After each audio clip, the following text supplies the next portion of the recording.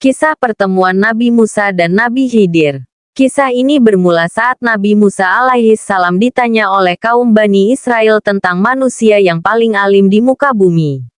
Dijawab oleh Nabi Musa, "Tidak ada lagi yang paling alim di muka bumi selain aku."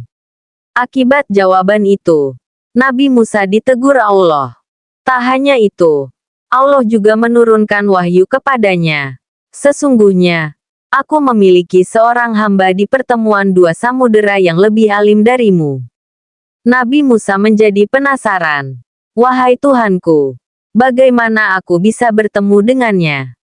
Allah menjelaskan, "Bawalah olehmu seekor ikan, lalu simpan dalam keranjang, di mana ikan itu menghilang.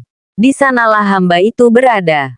Hamba dimaksud tak lain adalah Nabi Khidir alaihissalam. Singkatnya kisah, Nabi Musa mengambil seekor ikan lalu memasukkannya ke dalam keranjang. Setelah itu, dirinya berangkat ditemani seorang pemuda muridnya yang bernama Yushak bin Nun. Tibalah keduanya di sebuah batu besar, tetapi bermaksud untuk merebahkan kepala sejenak. Keduanya justru tertidur, sementara ikan yang ada dalam keranjang mulai meronta, hingga akhirnya keluar dan terjatuh ke lautan. Kejadian ini pun diabadikan dalam Al-Quran dalam surat Al-Kahfi. Lalu ikan itu melompat dan mengambil jalannya ke laut. Ketika Nabi Musa terbangun, kawannya lupa mengabarkan kepadanya tentang keberadaan ikan. Keduanya justru melanjutkan perjalanannya selama sehari semalam. Keesokan harinya, Musa baru berkata kepada muridnya, "Bawalah kemari makanan kita. Sesungguhnya kita telah merasa letih karena perjalanan kita ini." Semula memang Nabi Musa seperti yang tidak mendapati rasa letih, hingga tibalah di tempat yang diperintahkan Allah dan bertanya demikian. Muridnya lantas menjawab, "Tahukah engkau tatkala kita mencari tempat berlindung di batu tadi? Sesungguhnya aku lupa bercerita tentang ikan itu dan tidak ada yang melupakanku kecuali setan dan ikan itu mengambil jalannya ke laut dengan cara yang sangat aneh." Benar sekali. Ikan itu mengambil jalannya di laut, sehingga Musa dan muridnya pun terheran-heran. Musa kembali berkata, "Itulah tempat yang kita cari." Akhirnya, keduanya pun kembali mengikuti jejak mereka semula. Keduanya menyusuri jejak mereka semula, hingga sampai lagi di batu besar. Tiba-tiba ada seorang pria yang berselimutkan sebuah kain. Musa pun mengucap salam dan dijawab oleh pria berselimut yang belakangan dikenali sebagai Khidir itu. "Bagaimana salam di tempatmu?" Musa lalu memperkenalkan diri. "Aku adalah Musa."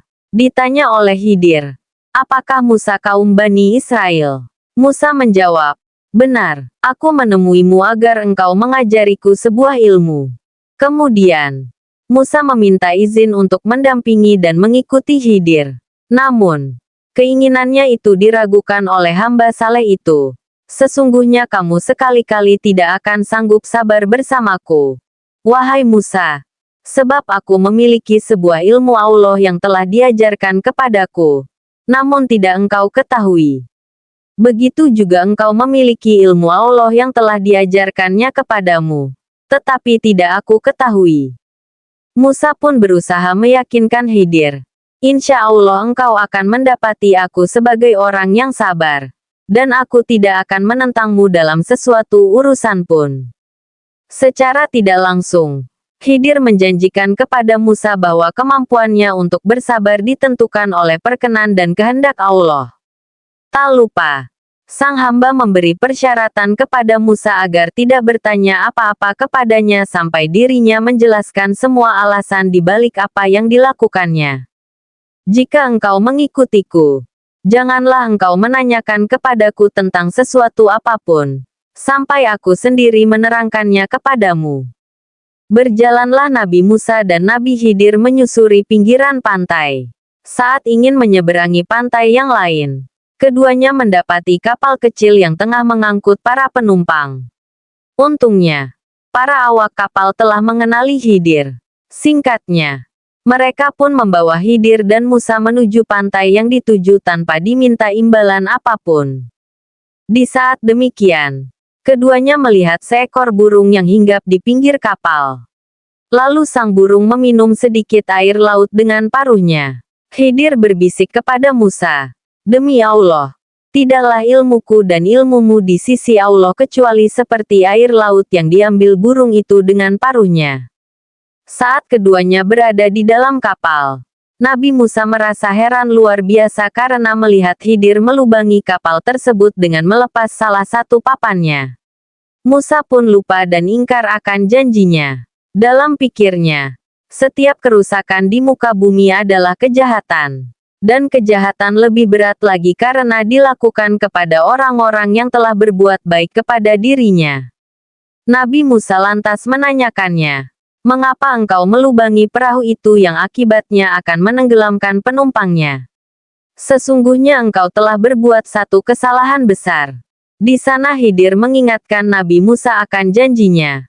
"Bukankah aku telah berkata, sesungguhnya engkau sekali-kali tidak akan sabar bersama dengan aku?" Pertanyaan Nabi Musa yang pertama dilakukannya karena lupa, sebagaimana yang disampaikan dalam Rasulullah Shallallahu Alaihi Wasallam. Keduanya pun melanjutkan perjalanan. Namun, Nabi Musa kembali melihat keanehan yang dilakukan Khidir saat mengambil seorang anak kecil yang sedang lucu-lucunya dan aktif bermain, kemudian menidurkannya. Anak itu lalu disembelih. Melihat hal itu, lagi-lagi Musa tak mampu bersabar. Ia kembali mengingkari janjinya, padahal dirinya tahu akan janji yang telah disampaikannya. "Mengapa engkau membunuh jiwa yang bersih? Bukan karena dia membunuh orang lain. Sesungguhnya engkau telah melakukan suatu yang mungkar." Khidir pun melontarkan teguran yang sama kepada Musa. "Bukankah aku telah berkata, sesungguhnya engkau sekali-kali tidak akan mampu sabar bersamaku?" Di sini Musa pun menyadari jika dirinya tidak akan mampu lama-lama menemani Khidir, sang hamba yang saleh itu. Ia tak kuasa melihat setiap kejadian yang dialaminya, sementara dirinya terdiam. Keadaan itu kembali kepada dua hal. Pertama, kembali kepada tabiat Musa. Sebagai sosok yang berjiwa pemimpin, Musa mungkin sudah terbiasa kritis atas setiap apa yang telah dilihatnya. Di saat yang sama, ia tidak terbiasa berdiam diri ketika melihat perkara yang tidak disukainya. Kedua, syariat Musa tidak membenarkan pembunuhan terhadap seorang anak, kemudian membiarkan pembunuhnya, bagaimanapun keadaan pelakunya. Artinya, dalam hal ini, Nabi Musa mengakui kesalahan yang dilakukannya terhadap Khidir.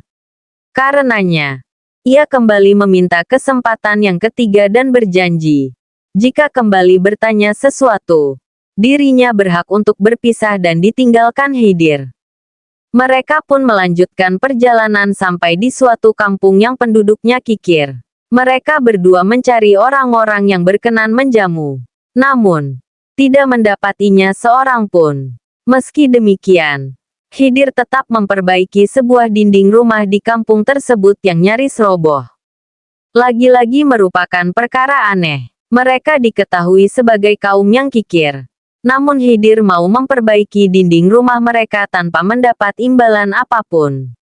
Disinilah Musa sudah memilih untuk berpisah dengan Khidir. Hal itu ditunjukkan dalam pertanyaannya tentang alasan mengapa Khidir mau memperbaiki rumah para penduduk kampung itu tanpa imbalan sedikit pun.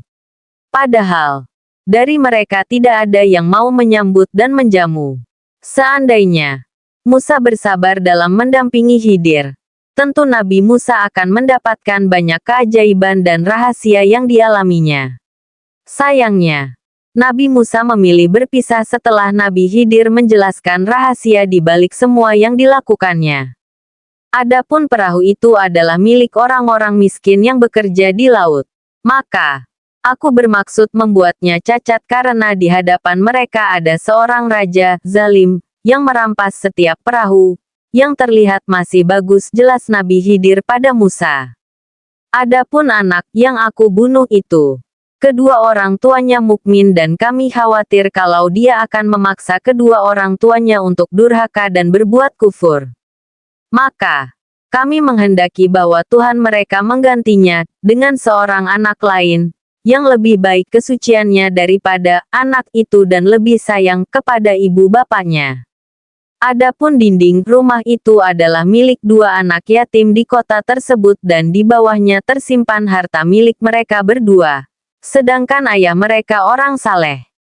Maka, Tuhanmu menghendaki agar keduanya mencapai usia dewasa dan mengeluarkan simpanannya itu sebagai rahmat dari Tuhanmu. Aku tidak melakukannya berdasarkan kemauanku sendiri. Itulah makna sesuatu yang engkau tidak mampu bersabar terhadapnya. Pungkas Khidir. Pertemuan Nabi Musa dan Nabi Khidir ini pun diabadikan Al-Quran dalam surat Al-Kahfi mulai ayat 61 sampai ayat 82.